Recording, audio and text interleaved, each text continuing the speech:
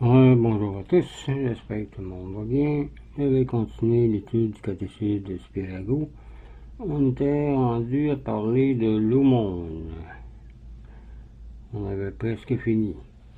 Ou du moins on avait fini, on n'avait pas de place pour marquer le reste que j'avais dit. Donc on continue aujourd'hui là-dessus et après ça on parle de la reconnaissance. Donc commençons avec un signe de croix. Au nom du Père, du Fils et du Saint-Esprit. Amen. On avait dit que mais c'est surtout au ciel que les pauvres prient pour nous. C'est pour cela que Jésus, dans la parabole de l'intendant infidèle, nous exhorte à nous faire des amis parmi les saints, afin qu'à notre mort, ils nous reçoivent dans leur tabernacle. Voir Saint Luc 16, verset 9. Ne laissons jamais partir un pauvre sans lui avoir donné quelques aumônes. Titus, un païen cependant, regardait comme perdu un jour où il n'avait pas fait un heureux, qu'on avait dit. Fais des bonnes actions chaque jour et à force de faire des bonnes actions, l'habitude de faire le bien s'installera. Et Dieu vous assistera pour que vous portiez plus de fruits, afin d'arriver à la sainteté, car c'est ce qu'il veut. Voir Jean chapitre 15 à chapitre 16 et Romains 12 versets 1 à 21 et 1 Thessaloniciens 4 versets 1 à 13. C'est tout. Qu'est-ce qu'on avait dit sur le monde. Donc là on commence avec le sujet, le devoir de la reconnaissance au point 12.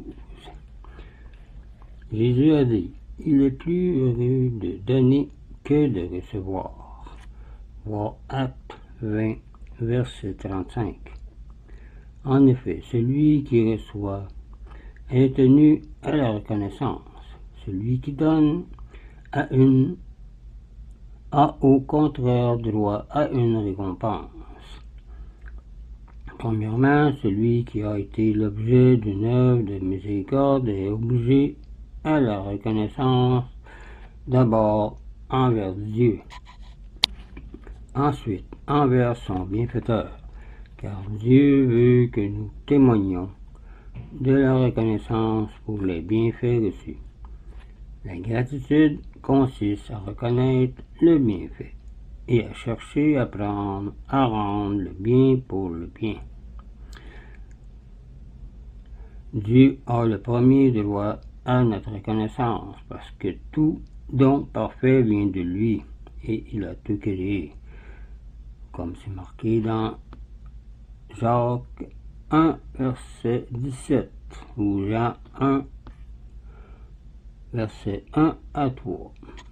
Donc je répète, Jean 1, verset 1 à 3 et Jacques 1, verset 17. Comme les hommes ou les femmes sont ses serviteurs et ses instruments, ils n'ont droit à notre reconnaissance qu'en seconde ligne. Dès que Jésus avait été l'objet d'une grâce de son Père céleste, il levait les yeux au ciel et disait, « Mon Père, je vous loue. Mon Père, je vous rends grâce. » C'est ce qu'il fit, entre autres, à la résurrection de Lazare. Voir Saint Jean 11, verset 41. Il ne se mettait jamais à table sans rendre grâce à son Père, c'est-à-dire prier avant de manger ou avant toute chose, comme nous le voyons à la dernière scène et au repas d'Emmaüs. Les saints l'ont toujours imité. Que rendrai-je au Seigneur, disait David, pour tout ce qu'il m'a fait? Voir Psaume 116, 1 à 19, ou 115. Et les premières paroles que prononça Tobie après sa guérison furent celles-ci. Je vous loue, Seigneur Dieu d'Israël, de ce que vous m'avez éprouvé et puis guéri. Disait Tobie, chapitre 11, verset 17. Noé aussi, à sa sortie de l'arche, commença par offrir à Dieu un sacrifice d'action de grâce. Dans Genèse, chapitre 8, on dit que la Sainte Vierge disait souvent « Grâce soit rendue à Dieu ». Deo Gratia. Christophe Colomb aussi, après avoir vu le continent américain, s'empressa de louer Dieu. Il nomma Saint-Salvador, l'île de Ganaani, où il atterrit et y planta une croix en 1492. Employons souvent, nous aussi, cette prière ou celle-ci.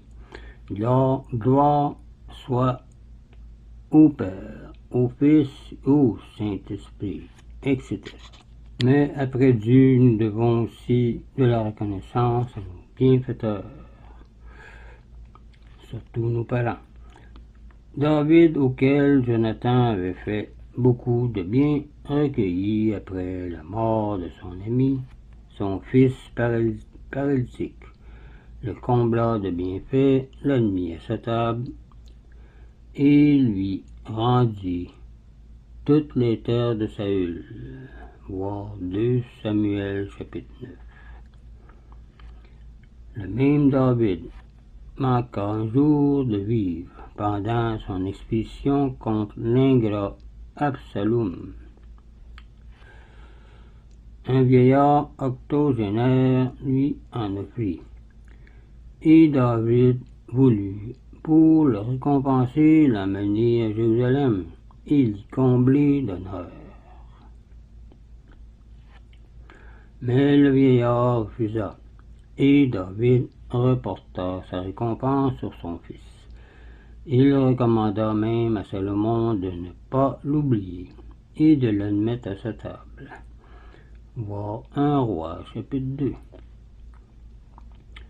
Tobie offrit à Raphaël, à l'ange Raphaël, la moitié de la somme de son fils, et lui avait rapporté.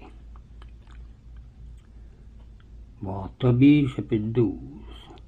Les animaux même ont l'instinct de la reconnaissance. Donc je répète, Tobie offrit à Raphaël la moitié de la somme que son fils lui avait rapportée.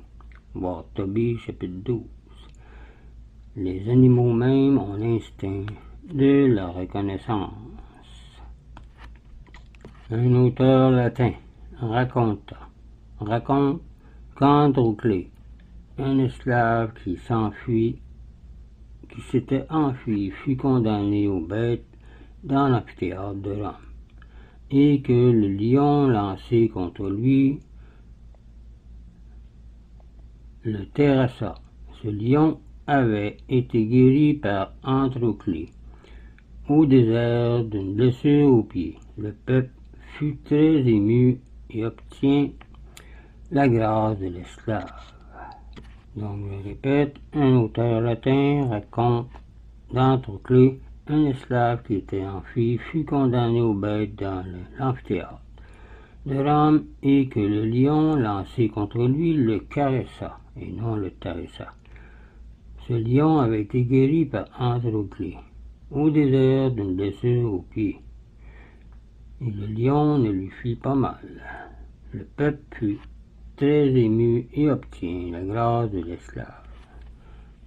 Dieu veut que nous soyons reconnaissants, comme c'est marqué dans 1 Thessaloniciens 5, verset 18 et dans bien d'autres versets.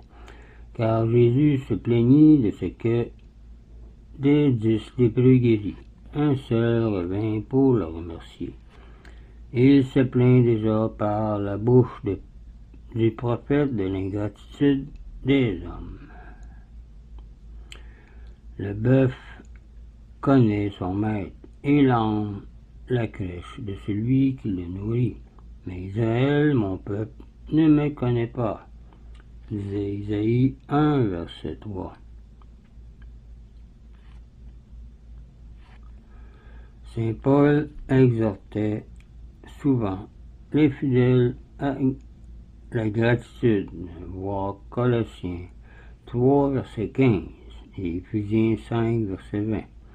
Dieu dit, Saint Ambroise créa l'homme ou la femme, et la femme non pas dans l'air subtil de l'or, du marbre ou d'une pierre précieuse, mais de la terre, pour lui apprendre que comme la terre, il doit rendre au centuple ce qui lui a été donné. On va arrêter ici pour le moment pour la reconnaissance. On a fait le point 1. Prochaine fois, on continue avec le point 2 qui dit la reconnaissance nous procure de nouveaux bienfaits. L'ingratitude conduit à la misère. Et après ça, on commencera le point 13, les chrétiens pauvres.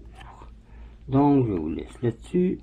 Je vous dis au revoir et union de prière.